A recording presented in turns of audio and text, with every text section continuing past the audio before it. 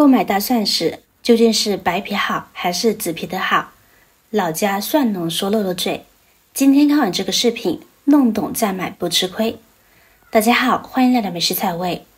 无论是炒菜还是炒肉，配饺子还是面条，都会用到大蒜。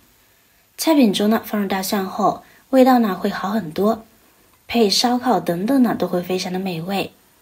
可后来逐渐发现，有些大蒜闻起来虽然香气扑鼻，吃起来却口感欠佳，有些则缺少应有的味道，大蒜应有的辛辣味都没有。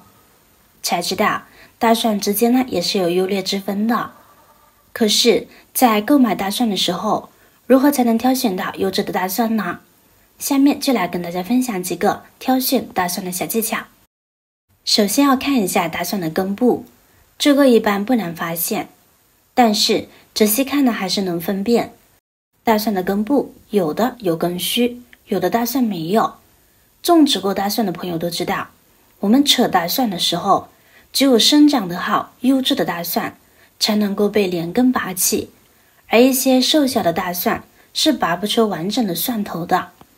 总结就是，大蒜营养越充足，根须就越多，而没有根须的大蒜头水分容易流失，一般情况下个头呢也会比较小，而且呢容易出现干瘪发软的情况。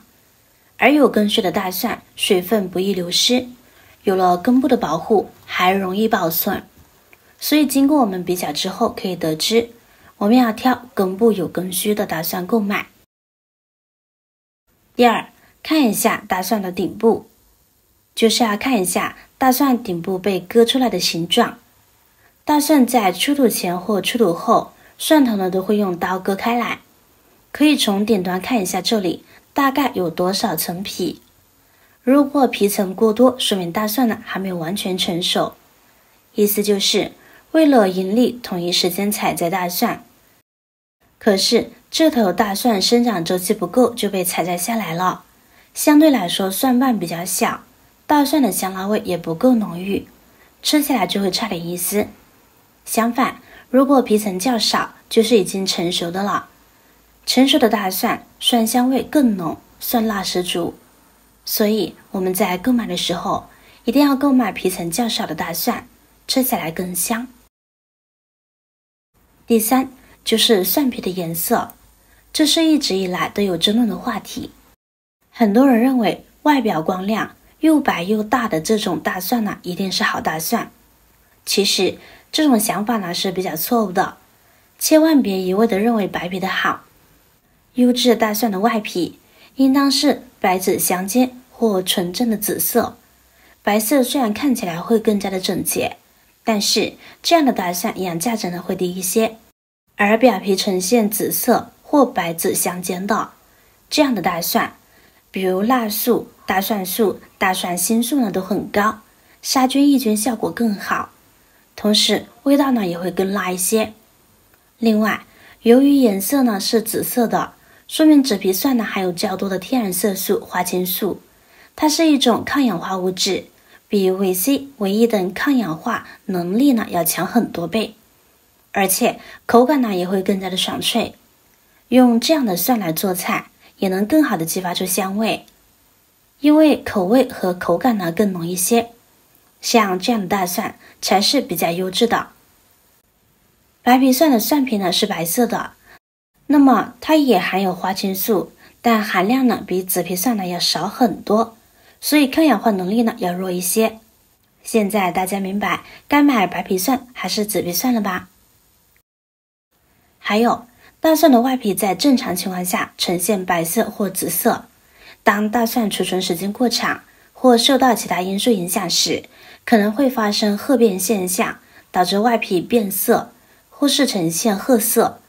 这种黑色素呢虽然不是毒素，但是外皮变黑的大蒜可能会影响其口感和品质，因此不建议大家购买。外皮发生霉变的更不能挑选，建议在购买大蒜时选择外观完好、表皮颜色新鲜亮丽的大蒜。第五，捏一捏。在挑选大蒜的时候，可以用手捏一捏。新鲜的大蒜水分比较充足，所以摸起来大蒜呢会比较硬实，用手轻轻捏一圈就能够感觉出来。如果用手稍微捏的时候，大蒜明显已经变软了，那就说明它存放的时间太长了，水分都流失了。闻起来蒜的味道呢也很淡了，更别说口感了，肯定也不好。还有一种情况，一整头大蒜看着好好的，接近完美，可是捏到某一处时就凹陷进去了。这种大蒜呢，打开一看呢，里边呢一定是坏的。像这种情况，如果不捏一捏是分辨不出来的，因为呢它就坏一半，其他地方都是好的，被外皮完整的包裹起来，所以根本分辨不出来好坏。大蒜一般都是从顶部开始变质，如果一捏顶部就凹下去，这样的大蒜呢也不好了，买回家也不能存放很长时间了，所以购买的时候一定要记得捏一捏。第六，购买大蒜时，这种现象呢经常会出现吧，有剥好皮的大蒜，有掰开的大蒜，还有一些买回家呢洗洗就能烹饪了。这看似老板呢很会为顾客考虑，提供了暖心的服务，实则您被套路了。像这种蒜皮脱落了的，或者是掰成一半一半的，都是批发时散落在口袋内部的，直接卖的话很少顾客选择，所以老板呢就会把一些好的蒜瓣呢掺杂着，这样呢就更容易售出了。还是建议买那种完整的大蒜，因为大蒜最外层的外皮有保护大蒜的作用，外皮的存在呢可以大大延长保存的时间，防止水分过快流失。居家过日子一般呢不会只买一个大蒜，大蒜吃的也不是很快，所以建议还是买外皮完整的大蒜，放在家中慢慢吃，这样大蒜的口感呢会更加的浓郁。而被剥了皮的大蒜一对比，口感根本比不了。最后，发芽的大蒜呢不要买，因为大蒜发芽了之后，大蒜需要提供营养物质和水分来供应蒜苗生长，这样一来，大蒜本身就会慢慢的干瘪，蒜味呢也不浓郁了。所以即便是商贩特价处理也不要买，根本没有蒜香味，食之无味，买回来又有什么用呢？所以最好不要买发芽的大蒜来吃，大蒜呢还是购买完整新鲜的比较好。看完今天的分享，大家都知道我们应该如何挑选了吧？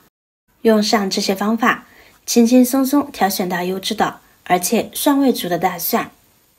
好啦，今天的视频内容到这里就结束了。如果你那里有更好的建议，欢迎评论区留言随心进行分享。同时也希望大家能够多多点赞转发，使更多的人能够关注到这些实时动态。语言方便，语句方便，期待和您再度相逢，一同探寻更多的社会真相。我是尔亚，那么我们下期再见。